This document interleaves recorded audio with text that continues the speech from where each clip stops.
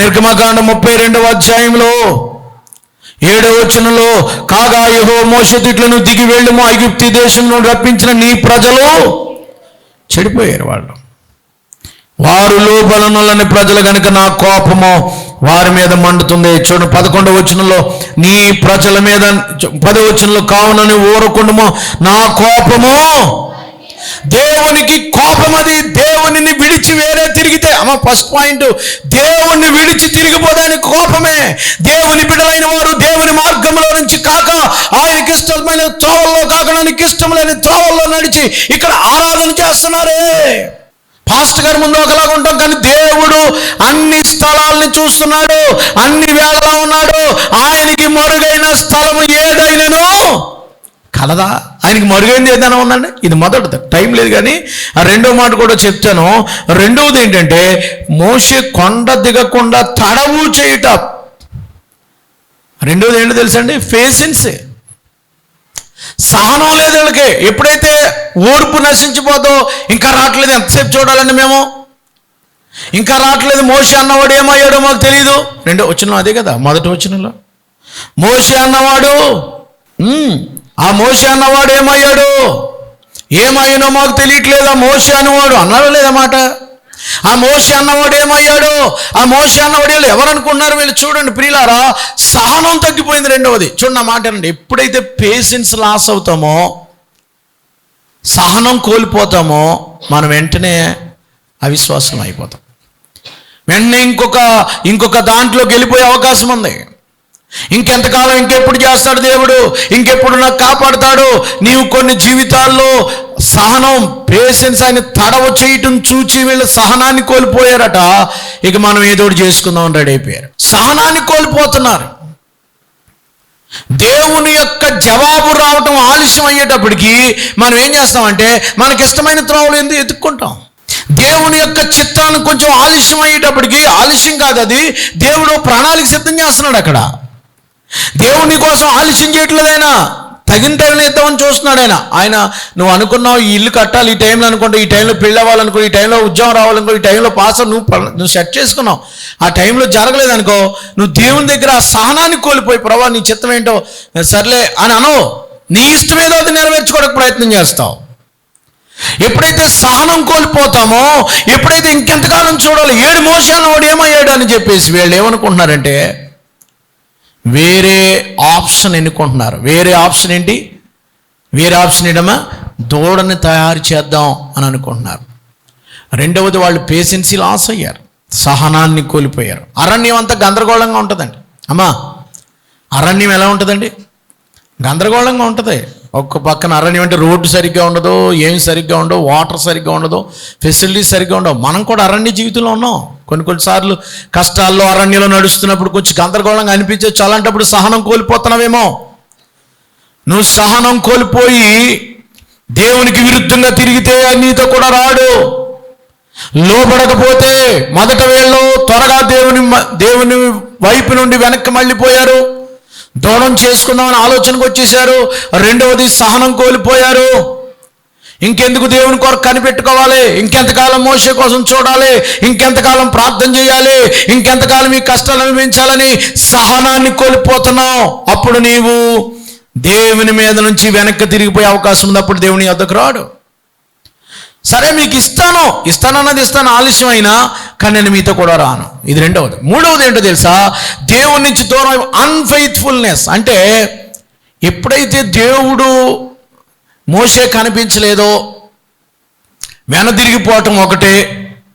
రెండోది ఏంటంటే, ఎప్పుడైతే సహనం కోల్పోయినప్పుడు ఏమొస్తుందంటే అన్ఫెయిత్ఫుల్నెస్, విశ్వాసాన్ని కోల్పోతాం. రెండోది, సహనం ఎప్పుడైతే పోద్దో ఇంక విశ్వాసం పోద్ది. అప్పుడు అంతే, ఇంకా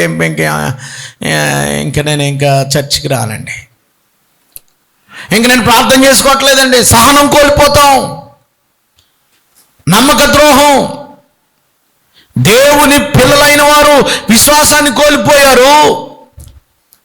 ఇప్పుడు దేవుడిని నమ్మి దేవుడు తీసుకొచ్చాడు వీళ్ళని. ఇశ్రాయేలు ప్రజల్ని ఎర్ర సముద్రం నుంచి దాటించింది మర్చిపోయారు, తెగుళ్ళ నుంచి తప్పించడం మర్చిపోయారు, బండ నుంచి నీళ్లు రప్పించడం మర్చిపోయారు. అన్నీ మర్చిపోయారు. త్వరగా మర్చిపోతున్నాం మనం. దేవుడికి గ్రాటిట్యూడ్ లేదు. రెండవది సహనం కలు. మూడవది నమ్మక ద్రోహం. ఏ దేవుడైతే నిన్ను తీసుకొచ్చాడో ఆ దేవుడికే నువ్వు నమ్మక ద్రోహం చేశావు. నేను ఒక విషయం చెప్పనా మీకు? ఎవరైతే రింగ్ లీడర్స్గా ఉన్నారో ఇశ్రాయేల్ సంఘంలో, వాళ్ళు కూడా మోషే ఎక్కడున్నాడు? కొండ మీద ఉన్నాడు. కింద ఎవరున్నారు? ఇశ్రాయేల్. వీరితో భక్తులు లేరా నేను అడుగుతున్నాను. మోషే గారు ఉన్నారు. రెండవది ఎవరున్నారు? మోషే గారు పక్కన నిలబడతాకి పాస్టర్ గారు ఉన్నాడు కదా. ఎవరున్నారమ్మా? అహరోను గారు ఉన్నాడే. మోషేకి దేవుడు ఏ విధమైనటువంటి అభిషేకం ఇచ్చాడో అహరోనుకి కూడా దేవుడు యాజకత్వం ఇచ్చాడు కదా. అహరోను ఉన్నాడు అక్కడ. రెండవది ఎర్ర సముద్రం నుంచి బయటికి తీసుకొచ్చినప్పుడు పాటలు పాడిన మిరియక్కుంది. ఆవిడ పాపం చేసింది. వీళ్ళందరూ కలిసి ఏం చేసుకున్నారటండి? దూరం చేసుకున్నారు. నమ్మక ద్రోహం. మిరియా ఉన్నది. ఇంకెవరున్నారు తెలుసా? 70 మంది దేవునితో కలిసి భోజనం చేశారు. 70 మంది రింగ్ లీడర్స్ ఉంటారు కదా, 70 మంది పెద్దలు. చూడండి 24వ అధ్యాయం తీస్తే మీకు అర్థమవుతుంది. 24వ అధ్యాయం చూడండి. 24వ అధ్యాయం మొదలు వచ్చిన మరియు ఆయన మోషే ఇట్లైన నీవు అహరోను, నాదాబు, అబీహు ఇజ్రాయిల్లో పెద్దలలో 70 మంది యెహోవా యొద్దకు ఎక్కి వచ్చి దూరమున సాగిలిపడుడి. మోషే మాత్రమే యెహోవా దగ్గరికి వెళ్తాడు, మిగిలిన వాళ్ళు ఎక్కి రాకూడదు అన్నారు. అలాగే అన్నారు వీళ్ళు. వాళ్ళు అక్కడ ఏం చేశారంటే ఓ పని చేశారు. వాళ్ళు ఆ 70 మంది ఏం చేశారు? మోషే వచ్చి యెహోవా మాటలన్నిటిని, 3వ వచనం చూడండి, అందరూ చదువుకోవాలి. మోషే వచ్చి యెహోవా మాటలన్నిటిని, విధులన్నిటిని ప్రజలకు వివరించి చెప్పిన, ప్రజలందరూ యెహోవా చెప్పిన మాటలన్నిటి ప్రకారము చేసేదమని వీళ్ళు ఒక తీర్మానం చేశారు. మేము దేవుడు చెప్పినట్టుగా వింటాం. జనవరి 1వ తారీఖుని ఈ సంవత్సరం అంతా మేము పరిశుద్ధంగా ఉంటాం అన్నారు లేదా? జనవరి 1వ తారీఖుని ఈ సంవత్సరం అంతా దేవుని బిడ్డలుగా బ్రతుకుతామని తీర్మానం తీసుకున్నారు వీళ్ళు. ఇంకేం చేశారు? వెంటనప్పుడు రక్తాన్ని ప్రోక్షించారట. చూడండి 8వ వచనంలో, 7వ వచనం చదవండి. అతడు నిబంధన గ్రంథమును తీసుకుని ప్రజలకు వినిపింపగా వారు యెహోవా చెప్పినవన్నీ చేయుచు విధేయులైందుమని ప్రభు మోషే రక్తం తీసుకుని ప్రజల మీద ప్రోక్షించి ఈ సంగతులనే విషయంలో యెహోవా మీతో చేసిన నిబంధన, అంటే దేవునితో రక్తం ప్రోక్షించి నిబంధన చేసేసుకున్నారు. దేవుడు చెప్పినవన్నీ చేస్తాం. 20 అధ్యాయులు ఏం చెప్పాడు? విగ్రహారాధన చేయము, అబద్ధాలు ఆడము, దొంగతనాలు చేయము, వ్యభిచారాలు చేయము, బూతులు ఆడము, ఏ విధమైన తీర్థాలకు పోమో అలాంటి పనులు చేయము, దేవునికి ఇష్టం లేనటువంటి కార్యకలాపాలు చేయమని నిబంధన చేశారు వీళ్ళు. బాప్తిసం తీసుకున్నప్పుడు నిబంధన చేశావు. నువ్వు ఒట్టే దేవుని దగ్గర ప్రమాణం చేశావు. ప్రార్థనలో పాపిలను ఒప్పుకోలేక చేయని ప్రభు అని చెప్పావు నువ్వు. మూడవది నమ్మక ద్రోహము. నిబంధన చేసిన వాళ్ళు ఈ 70 మంది కలిసి ఏం చేశారట? ఈ 70 మంది 11వ వచనంలో ఏం చేశారంటే 24వ అధ్యాయం 11వ వచనంలో నిగనిగలాడేటువంటి 10వ వచనంలో దేవుని చూశారు వీళ్ళు. ఈ 70 మంది మళ్ళీ పైకెక్కి దేవుని చూశారట. దేవుని చూశారు. అన్నపానాలు కూడా దేవుని దగ్గర తీసుకున్నారు, భోజనం చేశారు ప్రభుతో కలిసి. ప్రభువును చూసి ప్రభుతో భోజనం చేసి 70 మంది రింగ్ లీడర్లు ఏమయ్యారండి? సంఘంలో ముఖ్యమైనటువంటి రింగ్ లీడర్స్ ఉంటారు కదా, పాటలు పాడేవాళ్ళు, స్త్రీలలో యాక్టివ్ ఉన్నవాళ్ళు, ఈ టెంట్లు వేసేవాళ్ళు, పలహారాలు పంచిపెట్టేవాళ్ళు, ఇంకా రకరకాలైనటువంటి, నువ్వు దేవుని కోసం బాగా బ్రతకనట్టుగా నటిస్తున్నావు, కానీ టైం వచ్చినప్పుడు నువ్వు లోకానుసారమైన మనుషుడుగా కనబడుతున్నావు. మిమ్మల్ని బట్టే నా నామము అన్ని జనుల మధ్యన ఏం చేయబడుతుంది? నువ్వు దేవుడు నాతో కూడా రావాలన్నా ఎలా వస్తాడు దేవుడు? మొదట నువ్వు ఏం చేసావు? మొదటిది ఏం చెప్పాను మీకు? వెంటనే తరలిపోయావు, మర్చిపోయావు. దేవుడు చేసిన కార్యాలు మర్చిపోయి వెంటనే 1 or 2 వీక్స్లోనే తిరిగిపోయావు, దేవుని నుండి వెనక్కి తిరిగిపోయావు. రెండవది సహనాన్ని కోల్పోయావు. మోషే వచ్చే వరకు ఉండలేకపోయావు, దేవుడు కార్యం చేసే వరకు ఉండలేకపోయావు. మూడవది అన్ఫెయిత్ఫుల్, నమ్మక ద్రోహిగా ఉన్నావు, విశ్వాసం ఉంచలేకపోయావు, నమ్మక ద్రోహం చేసావు, నిబంధన ఇచ్చావు, వాగ్దానం చేసావు, నీ బిడ్డగా బ్రతుకుతాను ప్రభువా అన్నావు, కానీ మాట నిలబెట్టుకోలేని, మాట మీద నిలబడలేని రకాన్ని ఏమంటారు? ప్రభువాను మాతో రావాలంటే ఎలా వస్తాడు? ఆయన రాలేకపోయాడు ఆయన. మూడవది ఏం చేశారో తెలిసేళ్ళు, ఆ నిర్గమకాండం 32వ అధ్యాయంలోకి రండి, అక్కడే ఉంది. మూడవదిగా అక్కడ ఏం చేశారంటే, ఆ 3వ వచనం, మీ అహరోను గారు అన్నాడంట, సర్లే మీ భార్యలు, మీ కుమార్తెలు, మీ చెవులు బంగారం అన్ని తీసుకురండి అన్నాడట. బంగారు పోగులు తీసుకుని ఆహారున్నతకు తీసుకురాగా అతడు ఏం చేశాడమ్మా? అగ్నిలో వేశాడట. ఒక దూడను రూపకం చేశాడటమ్మా. ఏం చేశాడు? ఒక దూడను రూపించాడు. మీకు ఏం చెప్తున్నానంటే, ఐగుప్తి దేశంలో ఉన్నారు కదా వీళ్ళు. 4వ కారణం ఏంటంటే, ఐగుప్తి దేశంలో ఉన్నారు కదా. ఎంతకాలం ఉన్నారు ఐగుప్తి దేశంలో? 430 సంవత్సరాలు ఉన్నారు. వాళ్ళ పండగలు చూశారు కదా. వాళ్ళ పండగలు, వాళ్ళ ఆచారాలు, వాళ్ళ పద్ధతులు అన్నీ వాళ్ళ మధ్యనే ఉండేవారు కదా వీళ్ళు. వాళ్ళు ఇళ్ళల్లో పని చేస్తున్నారు, వాళ్ళు పండగ చేసుకుంటారు కదా, వాళ్ళు చేసుకుంటారు. ఐగుప్తిలో దోళ్ళు ఎలా ఉంటాయో, దేవుళ్ళు మొఖాలు దూడ కదా. మన ఐగుప్తి దేశంలో ఉన్నాయి, మన భారతదేశంలో కూడా వాళ్ళ దేవుడు ఎలా ఉంటాడు?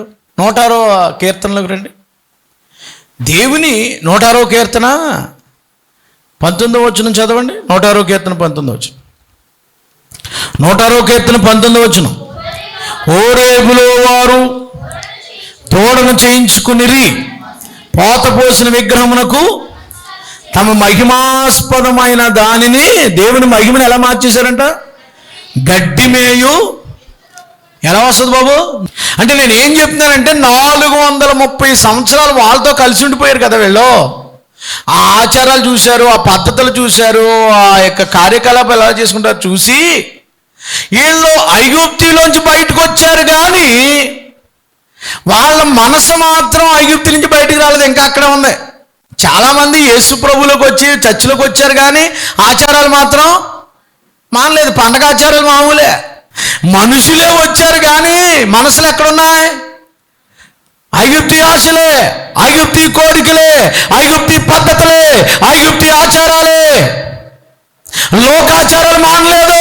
ఎందుకు దేవుడు మీతో రానని అంటున్నాడంటే, ఇక్కడ 430 సంవత్సరాలు వాళ్ళతో ఉండిపోయి వాళ్ళు చేయించడం ఆ పద్ధతులన్నీ చూసి వీళ్ళు కూడా వాళ్ళ పండగ చేస్తున్నారు. కానీ వీళ్ళు కూడా ఏం చేశారండి?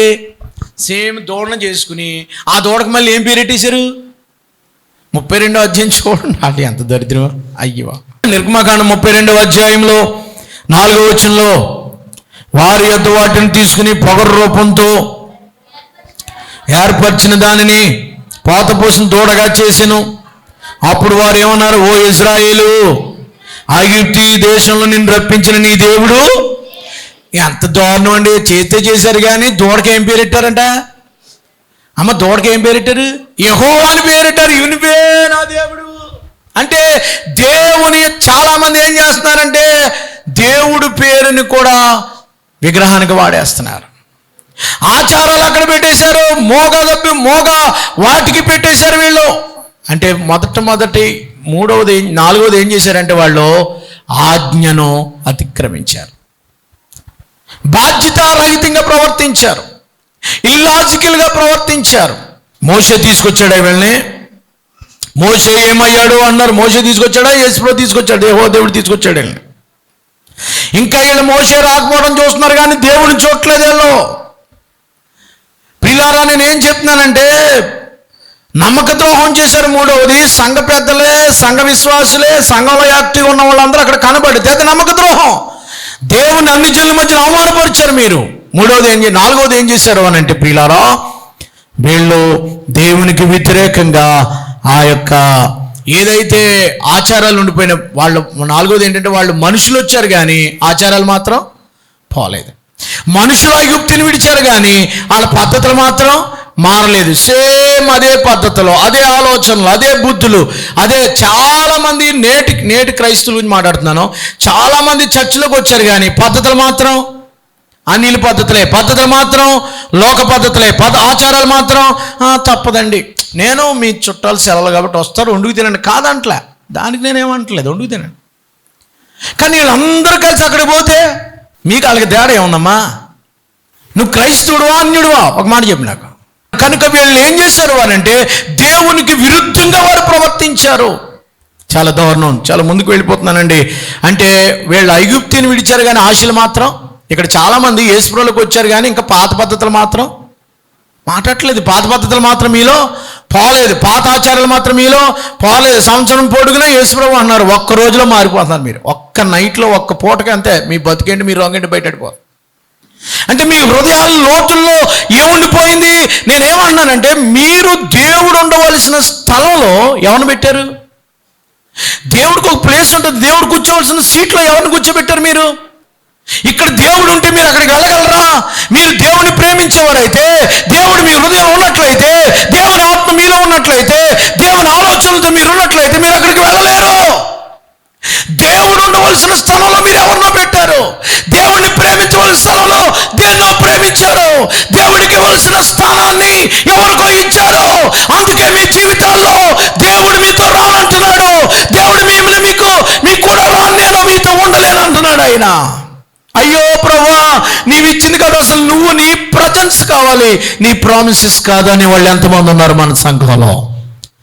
నిజంగా నువ్వు దేవుడికి ప్రతిష్ఠించబడిన వాడు అయితే ఏ విగ్రహం చేసుకున్నావు నువ్వు? రెండవది, నాలుగవది ఏం చేశారంటే వాళ్ళు ఐగుప్తి ఆచారాల విగ్రహాన్ని విడిచిపెట్టలే, విగ్రహం చేసుకున్నారు. కనుక చాలామందికి విగ్రహం అంటే ఏంటంటే, విగ్రహారాధన అంటే ఏంటంటే, మనమేమి ఆ విగ్రహ రూపాలు ఏం చేసుకోవట్లేదు, మన ఇళ్లలో మనమేమి ఆ బొమ్మను చేసుకుని ఏం పూజించట్లేదు. కానీ దేవుడికి ఇవ్వాల్సిన స్థలంలో మనం ఎవరినో కూర్చోబెట్టాం మన ఇంట్లో, అదే విగ్రహం. ఈ మనస్సులో దేవుడికి ఇవ్వాలి, కానీ ఎవరినో పెట్టావు. ఏం పెట్టావు ఇక్కడ? చూడరానిది ఏదో రీల్స్ చూస్తున్నావు, ఇన్స్టాగ్రామ్లో ఈ రకరకాలైనటువంటి పోస్టులు పెడుతున్నావు. అదే దేవుడికి ఇవ్వాల్సిన, నువ్వు దాన్ని ఎక్కువ ప్రేమిస్తున్నావు. దేవుడిని మానేసి దేవుణ్ణి ప్రేమించవలసిన స్థలంలో యూట్యూబ్లో చూస్తున్నావు, ఫోటోగ్రఫీ చూస్తున్నావు, చెత్త బూతు పదాలన్నీ చూసుకుంటున్నావు. దేవుడికి ఇవ్వాల్సిన వాటిలో ఏవేవో తినుచు త్రాగుచు తందనాడడానికి ప్రయత్నాలు చేస్తున్నావు. దేవుణ్ణి ప్రేమించవలసిన నీవు, దేవుడికి ఇవ్వాల్సిన నీ మహిమను ఎవరికో, ఎద్దుకో, దేనికో దేవుని మహిమను, లోకానికి దేవునితో మహింపరచవలసిన ఈ శరీరముతో దేవుణ్ణి ఆరాధించవలసిన ఈ యొక్క బాడీతో లోక సంబంధమైన పనులు చేస్తున్నావు నువ్వు. ఎలాగూ దేవుడు నీతో వస్తాడు. ఇప్పుడు చెప్పండి, రమ్మంటారు ఆయన్ని? ఎలా పోనీ వస్తానంటున్నాడు? ఇవి ఉన్నాయి నీలో, తీసేయి. ఏది దేవునికి ఇష్టం లేనిది, దేవునికి ఇష్టం లేనిది ఏ చర్య ఉంది నీలో, అదే దొంగతనం కావచ్చు, చాటింగ్ కావచ్చు, కాసేపు సరదాగా చాటింగ్ చేయొచ్చు, లేదా కాసేపు సరదాగా కాలక్షేపంగా అక్రమ సంబంధాలు, ఇల్లీగల్ కాంట్రాక్ట్స్, విపరీతమైనటువంటి పాపపు జీవితాలు ఉన్నాయేమో. దేవునికి ఇష్టం లేని ఏ పని చేసినా ఆయన మీతో కూడా రాడు. అది భయంకరమైన పాపం. అది ఆ పాపం ఇక్కడ ఎంతమంది చేసినా అది పాపమే, దేవుని కోపాన్ని పుట్టించే పని. ఇక ఐదవది చెప్పి నేను ముగిస్తాను. ఐదవది ఏంటంటే, ప్రజలు విచ్చలవిడిగా తిరగడానికి మొదలుపెట్టారు. ఇప్పుడు ఏం చేస్తున్నారంటే, ఐదవది విచ్చలవిడిగా ఏం చేస్తున్నారండి వాళ్ళు? అహరోను అది చూచి దాని ఎదుట ఒక బలిపీఠం కట్టినప్పుడు, రేపు యెహోవాకు పండుగ ఆచరిద్దాం. ఎవరికి పండుగ? పేరెవరిదే? పేరేమో దేవుడి పేరు, చేసేది అంతా దేవుడికి ఇష్టం లేని విగ్రహారాధన. పైనేమో దేవుడి పేరు, జరిగేదంతా పాపమే, జరిగేదంతా విగ్రహారాధనే, జరిగేదంతా దేవునికి ఇష్టం లేని పని. ఏం జరుగుతున్నారు వాళ్ళు? 6వ వచనంలో, మరునాడు వారు ఉదయాన్నే లేచి ఆ జనులు తినడం, త్రాగటం, కూర్చుండి ఆడటం. ఇదంట ఆడుటకు లేచిరి. అమ్మ, జనులు ఏం చేస్తున్నారు? Eating, drinking, dancing. అంతే కదా? ఈ 3 రోజులు జరిగింది ఏంటి చెప్పండి? తినటం, తాగడం, డ్యాన్స్ చేయటం.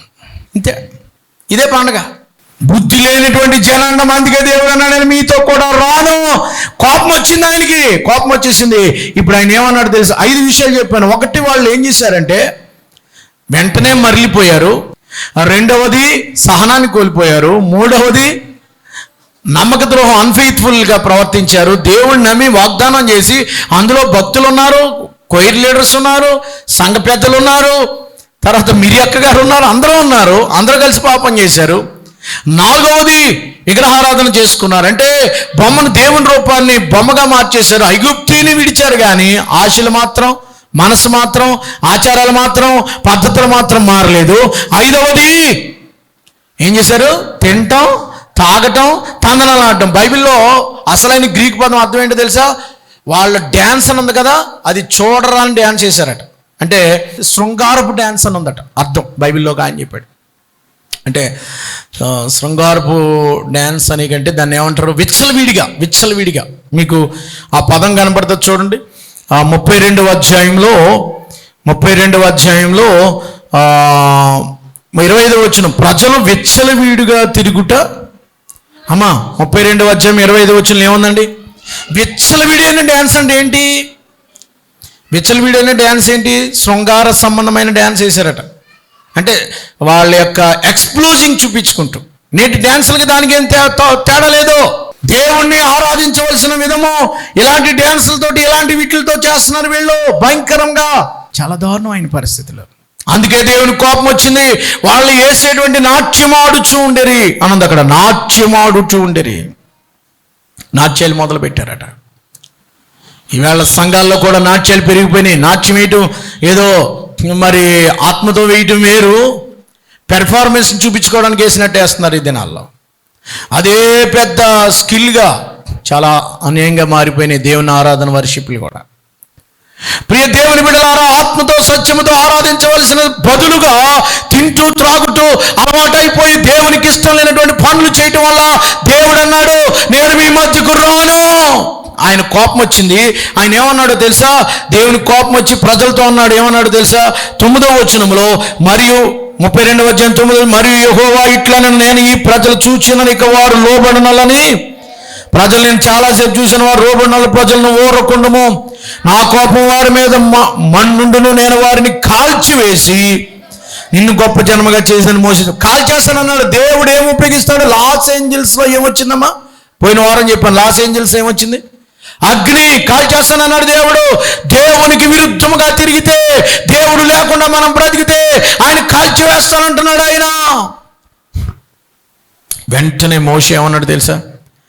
మోషే తన దేవుడని యెహోవా బ్రతిమాలుకుని, యెహోవా నీవు మహాశక్తి వలన భాగ్యం వలన బాహుబలం వలన ఐగుప్తుని రప్పించి నీ ప్రజలకు కోపం మంటనేలా. ఆయన కొండల్లో వారిని చంపినట్లు భూమి మీద నుండి నశింపజేయుడు కీడు కొరకే వారిని తీసుకుని పోయి ఐగుప్తుల్ని అలా చెప్పుకోవాలయ్యా. నీ కోపాగ్ని నుండి మళ్ళుకొని నీవు ప్రజలకు కీడు చేయక దానిని గుర్చి సంతాపపడము. నీ సేవకులను అబ్రహాము, ఇస్సాకు, ఇశ్రాయేలు జ్ఞాపకం చేసుకుని ఆకాశ నక్షత్రాలంతా అభివృద్ధి చేస్తానని సంతానం ఇచ్చిన వాగ్దానాన్ని జ్ఞాపకం చేసుకో, అయ్యా ప్రమాణం జ్ఞాపకం చేసుకో అని దేవుణ్ణి ఏం చేశాడట? బతిములాడుకున్నాడట. దేవునికి స్తోత్రం చెప్పండి అందరూ. అంతటా యెహోవా తన ప్రజలకు చేసిందని చెప్పిన కీడుని గూర్చి ఆయన సంతాపండి. అంటే మాట మార్చేసాడని కాదు. ఒకసారి ఆయన సర్లే మోషే నీ మాట వింటున్నాను, ఇక నేను వాళ్ళు కీడు చేయలేవా అని కాల్ చేస్తానన్నాడు దేవుడు. ఇక్కడ మోషే గారు ఏం చేస్తున్నారంటే దేవుని దగ్గర ఉన్నాడు. మోషే ఎక్కడ ఉన్నాడమ్మా?